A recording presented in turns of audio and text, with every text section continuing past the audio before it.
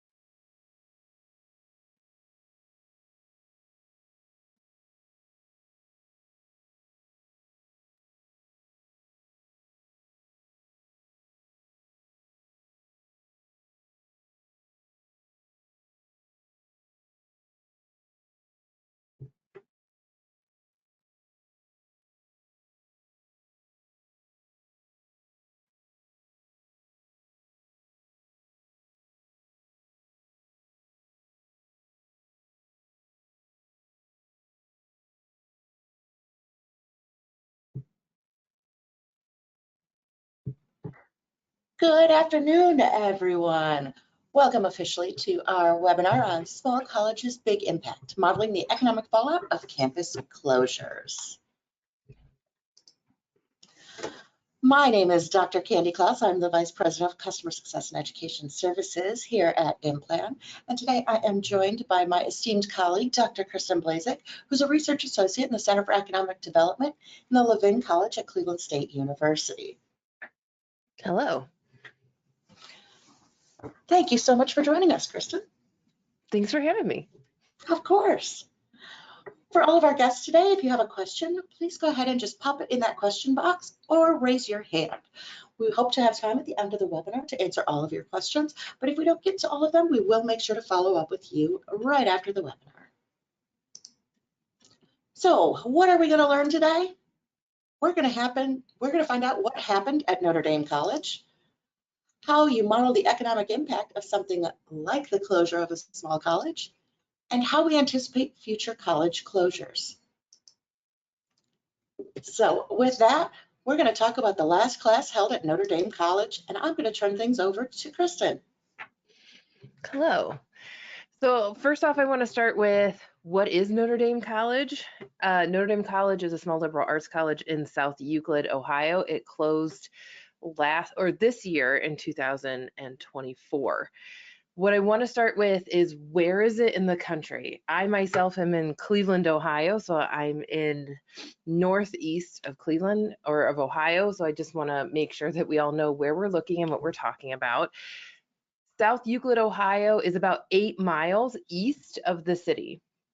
I have it starred here on the map for where the college is located. I also have a picture here of what the campus looks like. It does have a historical building. The main building is on the historical registry. And something to know about the region is that it is a residentially dense, but also commercially dense area. Cleveland has a state university, the one that I'm at. It also has Case Western Reserve University, which is a private university. We also have several other liberal arts colleges. And most importantly about Notre Dame College is that where it's located, I call it, being from Northeast Ohio, I call it the Catholic trifecta where it is. There are actually 2 other Catholic colleges and universities within 2 miles of Notre Dame College. So there's Ursuline College, and then there's a Jesuit John Carroll University. Among that, we have several other universities and colleges in the region. So not only do we have a lot of colleges, but we have a lot of retail and a lot of housing. So the question is, what do we do, and what is the impact of Notre Dame closing? So talking about just housing, it is in a residentially rich area. All around Notre Dame College is single family homes. There are some multifamily and apartments and units, available nearby, but majority of it is single family homes. There are some LLCs directly surrounding the college. Those LLCs rented out to student housing and the president's mansion and things like that, which wasn't a mansion, it was just a house. It's a very competitive housing market. And something else to know about it is that it's above average homeowner rate with 73% of owner occupied properties, primarily compared to nearly 66% for the US. What do we do with landlocked area like this with housing and zoning and things like that? So let's talk about Notre Dame College, the history of it. I am particularly close to this subject matter in that in my higher education experience that I've had, my very first job in higher education was at Notre Dame College. So I worked there for about 2.5 years back in the early 2010s. I worked as a student services specialist. So I got to really experience the students and understand the administration and understand how the workings of the college went. It was founded in 1922 as a Catholic 4-year liberal arts institution for women. It started as a teaching college. It was brought on by the Sisters of Notre Dame. They were primarily there to give women, if they weren't going to an expensive liberal arts college, they could go there for training. And eventually it turned into the college that it is now. The property is about 39 acres originally given to it, and then it expanded to over 40 acres. With its closure, we were at about 30 degrees. And it was co-ed, so it turned co-ed in the 1960s. It had, at the time of closure, 1,100 full-time students, and it has graduated over 6,000 students. The main building is on the National Registry, which is the administration building, and you see that one as the top right picture. That's the administration building. And of course, because I'm from Ohio, I'm going to say, fun fact, half the building was built up until it was started in 1926 and ended in 1929. So literally half of the building was built. And then in 1929, as we kind of know with the stock market, it stopped being built. And then it was finally finished in like the 1960s. So that's the fun fact about that building. Upon its closure, it had a robust rugby program. A lot of the students were nearby students that went to the college, and one of their more popular majors was cybersecurity. So next, let's talk about what happened. Over the course of the last decade, there have been rumors and conversations about the fact that the college had a hard time paying down its debts and a hard time keeping up with, the struggling cost of a liberal arts college, not getting state subsidies. It was solely based on tuition. And the main mission of Notre Dame College talks about how they want the students that are not just economically struggling, but they wanted the students that needed more support. They wanted the students who wouldn't go to a traditional large university because they'd be lost. And so they were always looking for those students, but the problem was a lot of times those students couldn't pay tuition. So there were deep discounts for students.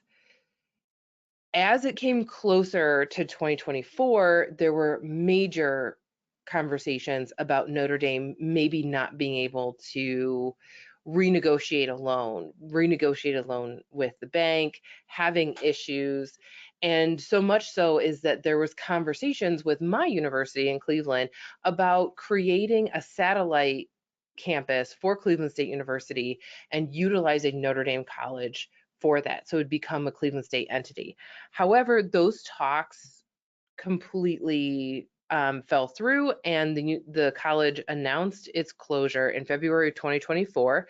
It was seemingly an abrupt closure, and then and it did close in May of 2024. And what was really sad is that on May 4th, 2024, they did hold their final commencement. With all the staff officially departing at the end of May, some staff stayed on until September to finalize absolutely everything. But as of right now, the building is closed, everything is closed down, and it is now vacant. Thank you, Kristin. So what we did was we took a look at the economic impact of the closure of Notre Dame College and what this would look like for not only the city of South Euclid, but the region in that greater Cleveland region. What we had was some information about the college. We knew they had wage and salary employment of 730, employee compensation of 11.6 million, a total spend of 47.3 million. And then we knew, because they were a nonprofit, that they would have zero proprietor employment, proprietor income, taxes on production and imports, and other property income. So what we did was we combined an industry impact analysis and an industry contribution analysis using MRIO with the zip code for the city of South Euclid, the remainder of the county, the remainder of the MSA, and then the remainder of the state for a multi-regional input-output analysis. So this is what it looks like when I set it up inside IMPLAN. I have the contribution analysis in Industry 481, junior colleges, and universities of $1 to restrict all the buybacks within South Euclid for this industry itself, 481. Now, we know that there won't be any additional buybacks in this zip code because there's no additional university in that zip code. This is the only one. Then what we did was we paired that with an industry impact analysis. Again, in Industry 481, and these are the values that we knew: the 730 lost wage and salary jobs, the lost employee compensation of 11.6 million, and the lost spending of 47.3 million, and zeros across the entire middle line because they are a nonprofit. And you can see over here, 3 of the 4 groups that I had: Cuyahoga County less the zip code, Cleveland less Cuyahoga County, Cleveland MSA less Cuyahoga County, and Ohio less Cleveland MSA. And then at the bottom, which you cannot see here, is the zip code. So we ran this through IMPLAN, all with these negatives, showing what this loss is going to look like. Reporting the loss at the metropolitan statistical area, we would see, again, those numbers that we saw, we input from the previous, our employment of 730, our labor income of 11.6, our output of 47.3.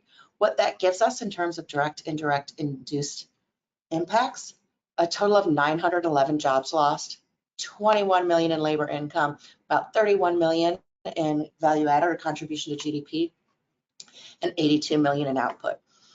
As Kristin mentioned, we're pretty confident in these numbers being pretty reasonable because most of these students, again, were very local students who were heavily subsidized to attend the university, to attend the college. So while universities around the state of Ohio rallied to get them enrolled, we have very few instances of knowing that students who were attending Notre Dame actually attended another college in the state. What this looks like for the city of South Euclid: a total of about $227,000 in lost city taxes. Sub-county special districts, so our police and our fire districts, $500,000 in lost taxes. The counties themselves would see about 231, the state about 889, the federal government about 4 million. So overall, almost $6 million in lost tax revenue because of the closure of Notre Dame College. Kristin, I'm going to throw it back to you. How do we know when we're looking at a college that might be at risk? Yeah, it's really difficult. So start off, what happened to Notre Dame College isn't an isolated event. We have seen over the past decade small liberal arts colleges closing throughout the country. In 2020 brought a lot of financial difficulties for these small liberal arts colleges in the ways of, what happens to a state university when all your students aren't here, but you're still being subsidized? You still have money coming in. You have the ability to pivot more because you have more of the technology. When it comes to small liberal arts colleges, when students went home, they stayed home. And it was really hard to get students to come back. We're still seeing a hardship on universities across the country, but more particular on liberal arts colleges. There's a decline in birth rates. The sticker price for liberal arts colleges go up because they aren't getting the same subsidies that state universities are getting. And in communities, the confidence in higher education is at an all-time low, meaning that the next generation are looking at the cost of higher education. They're looking to see how the previous generations are struggling with high student loans. And they're asking themselves, is it worth it? Is it worth it to go to college and spend this much time, this much money to get what, when you can just maybe wait it out, see if you can find a job? Since the closure of Notre Dame College, this is at least 10 other schools have closed. Now, I recently looked, and I mean recently as in 10 minutes before this, and counted up. When we wrote the paper, it was at 22 colleges closed since Notre Dame. And right now we're closer to 27 that will be closing by the end of this year or by spring of next year. We're still seeing this decline happen like dominoes. So just to look at it, some of the other colleges are the College of St. Rose in New York, Wells College in New York, Cabrini College in Pennsylvania, Johnson University in Florida, Woodbury University in California, Goddard College in Vermont, Lincoln Christian University in Illinois, and again in Ohio, we have Bluffington University. And the next slide will just show you a brief map of the closures for just 2024 so far. Now you might see that there's a concentration on the east end of the United States, and that's because that's typically where there's more universities. If you look at the history of universities and universities opening, colleges opening, it started the same way the colonies and the states started, as it started on one end and went over to the other, but it's concentrated on the East Coast is where most liberal arts colleges are. So that's where we're seeing. Now, what are we looking for when a college is struggling? How do we know in advance that colleges are in a place that we need to come in and see, do we keep them or do we not? We saw the economic impact if we lose a university and a college. And on Cuyahoga County, we still have other universities, but what if you don't? What if you don't have a Case Western Reserve or a Cleveland State University in your backyard? You only have a Notre Dame College. How do we anticipate what happens to your community and how we can maybe save the college or anticipate this loss? There are 5 different models that we can look at. One is the institutional viability model, and that looks at market demand, delivery and outcome, and the financial position of the university. The second one is CFI, and that is the institution's liquidity, the equity rates, net income ratio, along with the return on assets ratio. The next one that I want to mention really quickly is the college stress test, which is revenue, their endowment, and their enrollment. Now, these 3 specifically, the IVM, the CFI, and the college stress test, you would say, well, those all sound like really good measures. Those sound like that's the model that you want to look at. But with those 3, you need private information. And universities have the tricky habit of not being the most transparent. For a college and university, and I say this completely as being someone who's on this side and has worked on both sides of the college and the university situation, universities don't like to announce to everybody, hey, our enrollment is down. Our endowment is not looking good.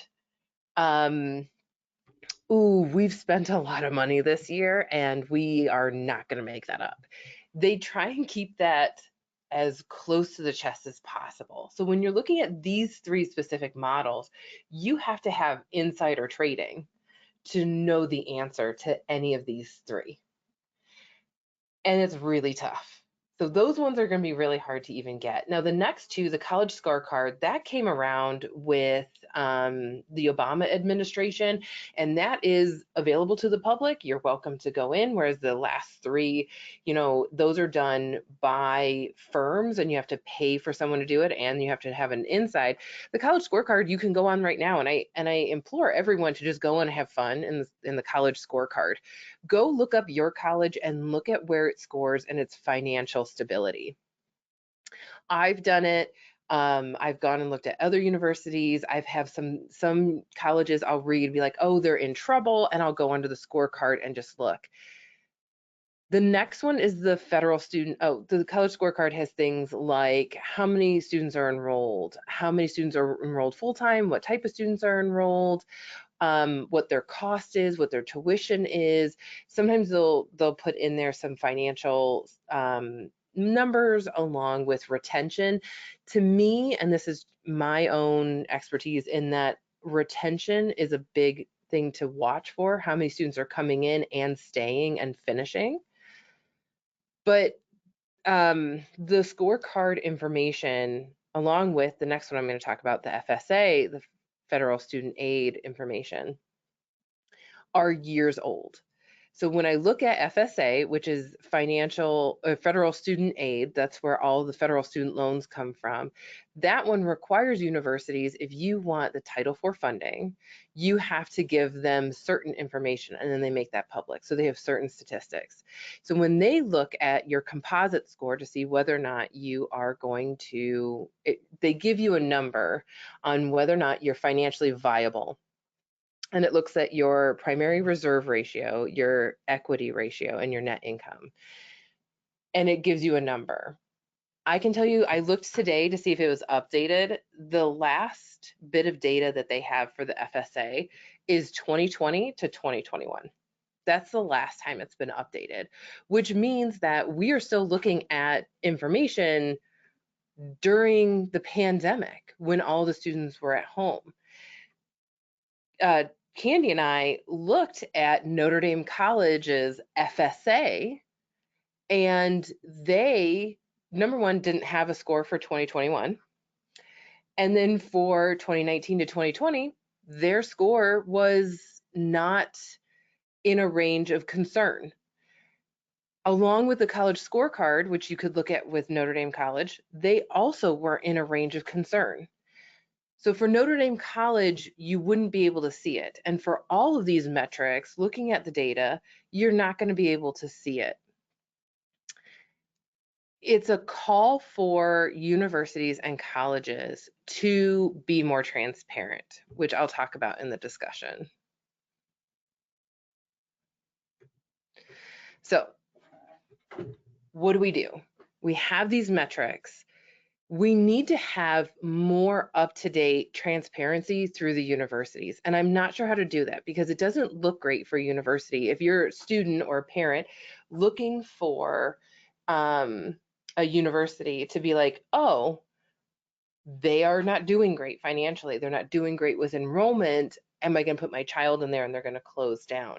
But there needs to be a way that universities and data can be more succinct and we can have more up-to-date information so that communities can say, I know that the college in my town is not doing great, more in advance than, oh, I just got the information that the college isn't doing great, good thing they closed 2 years ago, now we know why.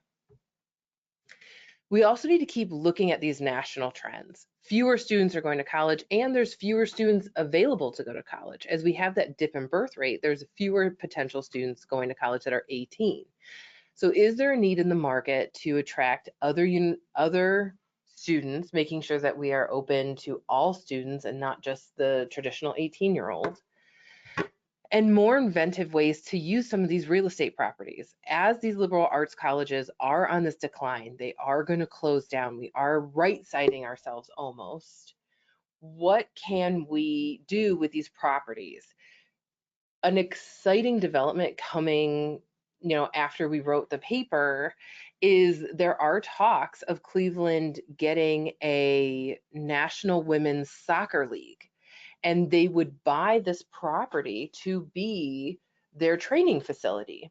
It has dorms, it has a pool, it has fields, it has offices. Would this be perfect for that sort of business? Versus other liberal arts colleges have changed into luxury resorts. One liberal arts college in New York was bought by the state, and it became their state trooper training facility, so do the academy. Because when you have these, you have dorms, you have, you know, a gym, you have offices, you have a library, you have somewhere to eat. It's set up for some of these luxury resorts and training facilities, multi-use, depending on your zoning. And of course, the first thing that everyone wants these to be turned back into is another school.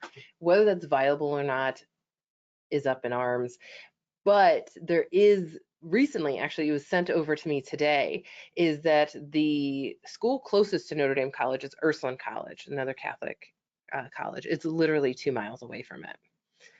It's in talks with joining another small liberal arts college to be in partnership, meaning that maybe we'll see some more of these liberal arts colleges merging and saying, you have 700 students, I have 500 students.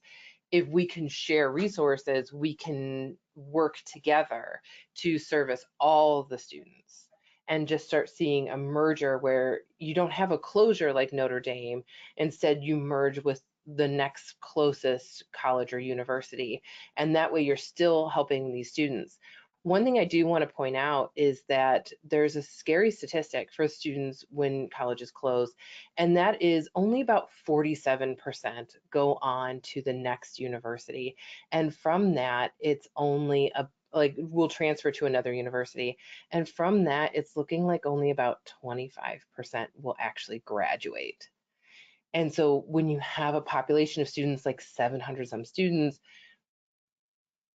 we have so many students that are now have college credit, but don't have anywhere to go. So it's very important that we have these conversations on what to do with not only just the buildings and the infrastructure, but what do we do with these students as well?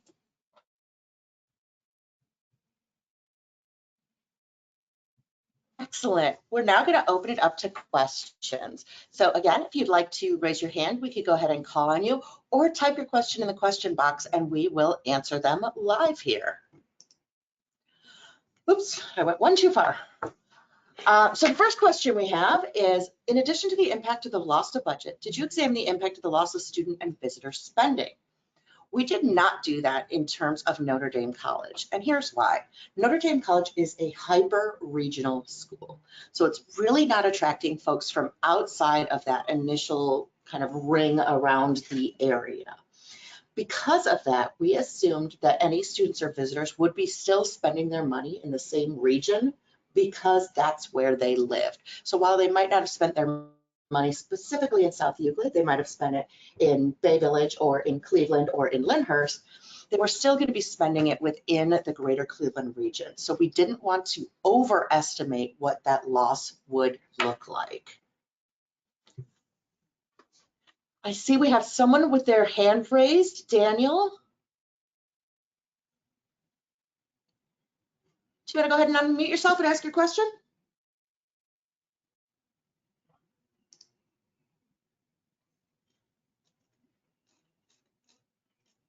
Oh, maybe he changed his mind.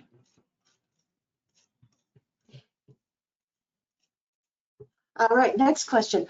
How would this look different if you were modeling a large state institution? Okay, great. This would definitely look different if we were modeling something like a Cleveland State University or an Ohio State University.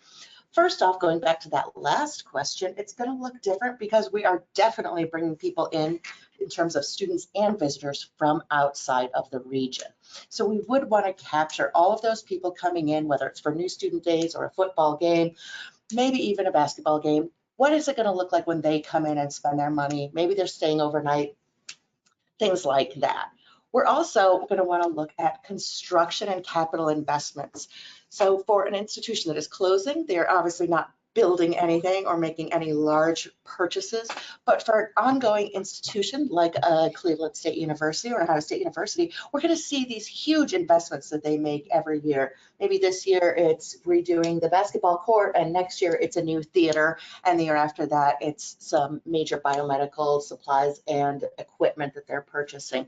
So there'll be a lot of different considerations while still looking at them in terms of the fact that there's no proprietors, there's no proprietor employment, they're not paying the same taxes, and they're definitely not taking a profit. All right, next question. Do you have some idea about the research impact or the money related to research, if that's the case, from liberal arts colleges?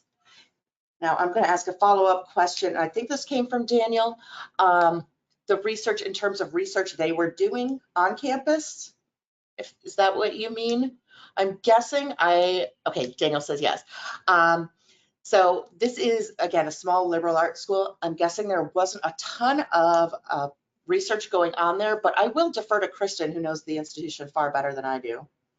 So the only thing that's going to be really an impact here is that they did do cybersecurity. Like that was their big, more recent, their big draw. They had nursing and education, but a lot of students were attending their cybersecurity, and I believe they had gotten a grant to continue on with the cybersecurity. I know the FBI was sending students there and paying for students to go to their cybersecurity school, international security. So that might be the impact that you're looking for. But no, they didn't do a ton of research on their own, being a small liberal arts college. They only had a couple of master's degrees, and so the faculty, I don't remember them doing like large swaths of research. I never remember seeing like huge research grant coming out of it.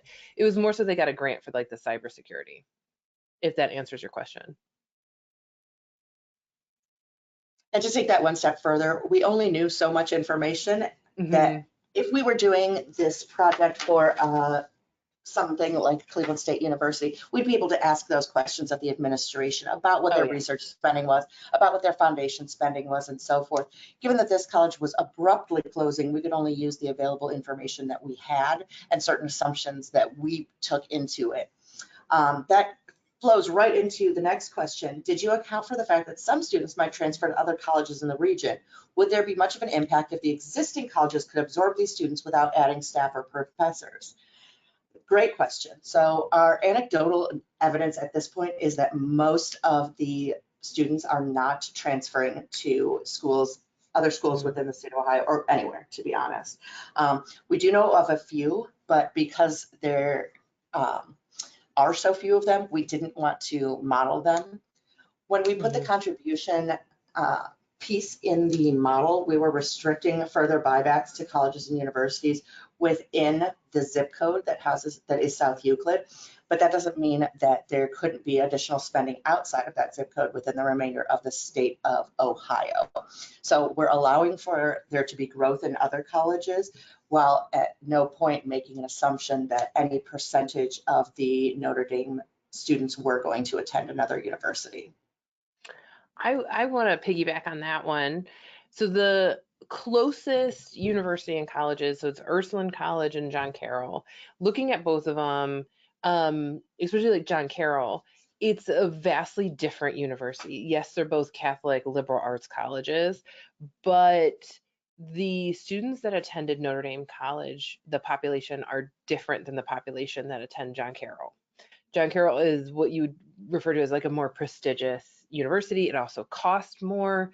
And so the students who attend Notre Dame, we were looking at and we never, like when I worked in student services, students didn't go back and forth between Notre Dame and John Carroll. That wasn't a thing. And that's the closest university. All right, next question. Do you know how many of the closures in 2024 were Catholic colleges? That's a great question. I don't know offhand. I don't have the exact, I have the list in the paper of all of them. Most of them were religious schools. I can tell you that. Of the like 22 that we really looked at, and I just did a rough count this morning, they were religious schools, and most of the religious schools are Christian schools. So Christian or Catholic, right around there, it's going to be all of them, or like most of them, I'm going to say. I can count real quick, but they were all private institutions, correct? All private, yeah. Okay, great. Next question. I'm not sure if you'll know this one either, Kristin. We might have to follow up later. Do you have any data on graduate programs closing and student completion rates? So graduate is difficult. It's really difficult because it's really hard to transfer graduate credit hours. Now, the thing is that what was when Notre Dame College announced their closure, so they only had I want to say only had maybe top 5, maybe 5 at the very most master's programs. There is a requirement to do teach out. And so every single, when Notre Dame College closed, and I laugh a little bit because it was like all the area universities and colleges, and know that we're a dense area. There's a lot of universities and colleges nearby. All of them put up on their social media, so sad to hear about Notre Dame, but all the students can come here. So you saw that all around, and there were strategic conversations between universities in the area and Notre Dame College and the faculty there to do teach out options. So all the students had a teach out option. Now, whether or not they could go or not is different, because if you're doing an online master's program and your college closes and the next area place that you can go to that will do a teach out, right, will take the credits, is in person, suddenly you can't go. So there's a lot of logistics in there. I didn't see anyone talking a lot about the master's students. I'd have to see how many master's students they actually had. I'm going to say it's not very many though, if that answers it. Thank you. All right, next question. Why did you model the state of Ohio, but only report out the results from the MSA? That is a great question. And the reason why we did that is because we wanted to look at not only what the impact was to the city of South Euclid, as small as it was, to the remainder of Cuyahoga County, the MSA, and to the state. And we want to look at it at the state level because of that in-state tuition. It would be very easy for people to go ahead and attend another institution if they were interested, if they could afford it, if they had access to it, right? And we also wanted to allow the purchasing between the MSA and the state to be reflected in the model that we ran. So a purchase that happened from Cuyahoga County to Franklin County, for example, would be captured if we included that rest of state part of the MRIO model. So that's why we included it. But when we were talking about the loss to the region, we really just wanted to talk about the MSA specifically, because that's where the majority of that impact was going to be felt.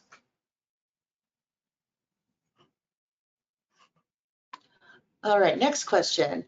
How do you think this impacts online universities like SNHU, WGU, or Purdue Global? So there's a distinct difference in what we're talking about and for-profit colleges. So for-profit colleges, a lot of them don't have the brick and mortar. They don't have, the library, the buildings, the offices. They tend to, rent out office space in an office building, and it is 100% virtual and online. So the interesting thing, if I have to say it, because I'm very biased about for-profit colleges, and Candi knows this. I'm very biased about them. But the thing is that they also are experiencing a lot of closures. At the rate that they're opening and closing, it's just, if you put it in here, it would throw everything off. We're looking at private and government and public universities, but if you add in for-profits, they are closing at a much higher rate, but then they pop up as something else somewhere else. So it's really hard to keep track of all the for-profits because they kind of bounce around the place. And so for some reason they're closing as well, but it's for different reasons. It's, loss of accreditation, or, they move offices, or they combine with someone else, and it's this and that. So when it comes though to universities and brick and mortar universities or private universities, public universities that have online master's programs and online programs, when they close down, there is the occasion that just their online operations continue, because that one's still becoming very profitable because you don't have to pay the lease on the building. You don't have to pay for as much staff. You can contract out a lot of the staff even. There are, it's something that I've recently looked into and keep hearing about, is that there are whole companies that are contractors for admissions. So you pay them instead of having an admissions office in-house. And they have a much larger database and a much larger, pull than the in-house admissions. And then you're not paying for big, databases of students. They already have the database. You're just paying them to do the work. So you have a lot of that going on. And so do you really need to have the building and the library? And there's a whole conversation around, the need for research as part of a university and what will the next generation of universities go to. And I can talk about that for hours and hours and hours. But when it comes to online, it depends on whether it's a brick and mortar or if it's a for-profit college that doesn't have the building. And we're seeing an uptick in the number of online programs at our more traditional public and private universities as well. So that might be a factor that goes into this as well. And University of Phoenix is trying to do that. University of Phoenix has been trying to be bought by a state. There's at least 3 state universities that were in negotiations with the University of Phoenix to pull them underneath and say, well, like these state universities are going into these conversations with the University of Phoenix knows how to do online education. They've done successful online education for, a couple of decades now. They were really, the go-to for online education for a really long time. How do we make them more legitimate by pulling them into a state university? We'll take them out of the for-profit world, bring them into the public sector, but we don't have to create the wheel. We'll just buy it.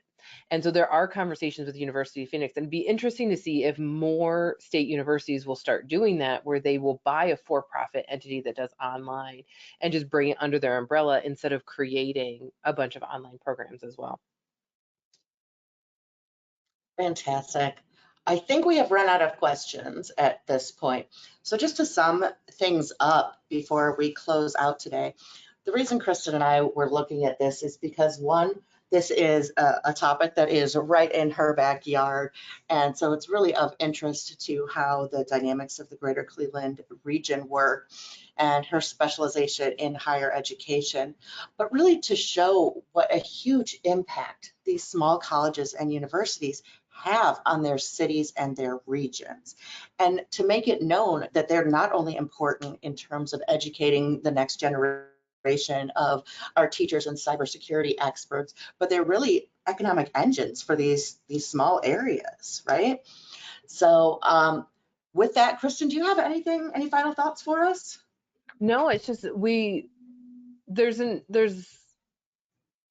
importance to our liberal colleges. And I know we're right sizing ourselves, right? At a certain point, we're right sizing ourselves.